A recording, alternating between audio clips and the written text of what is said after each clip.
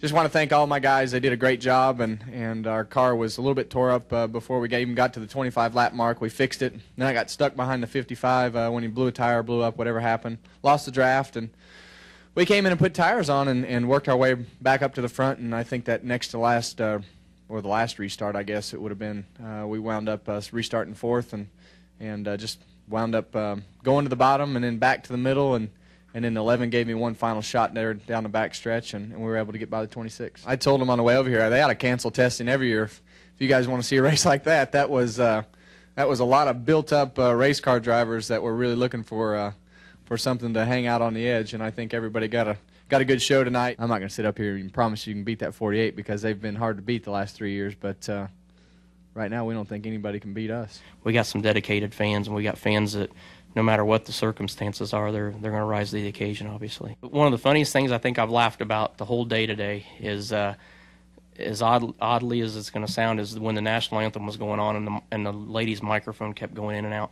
And it was like the crowd just picked it up from there, and the whole crowd was singing the national anthem, and it was like you just didn't miss a beat. And it's like you didn't even care if her mic came back on or not. Bless her heart, but it was just one of those things. That was like, you know what, this sport's going to be all right, and the fans were here, and the fans were pumped up about the shootout tonight, and it just kind of it made me smile and made me laugh and made me forget that I was getting ready to get in my own race car for the first time. It was like business as usual while you were in the car, but you know, like I said, when we led those laps, I wasn't thinking anything about it. I mean, it wasn't any different. Didn't seem like it was any different than when we were in the 20 car, you know, in the past. But it wasn't until the caution that came after we got the lead there that it was like, man, we just led some laps in our first race with our own stuff. It's a proud moment when you realize that you've seen everything happen firsthand at the shop and seen it build and develop over the winter to see how it got here. It's not just, you know, disappear for the winter and go off and,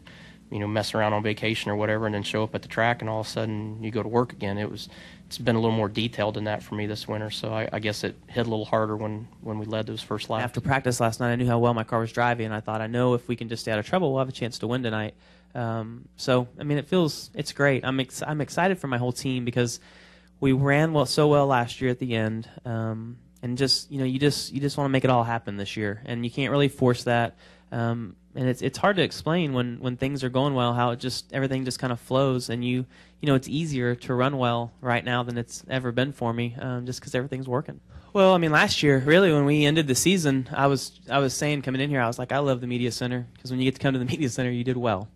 And you know, I got to come to the media center like after qualifying in the race. I think like every race, the last four. And I think when you sit all winter and you have that, I was actually a little bit nervous before the race started tonight, like just anticipating wanting to get back in the car after not being in it for the last couple of months. This was a great spectators race. It was just an all-around great evening. I think the 500's about sold out, I was told tonight.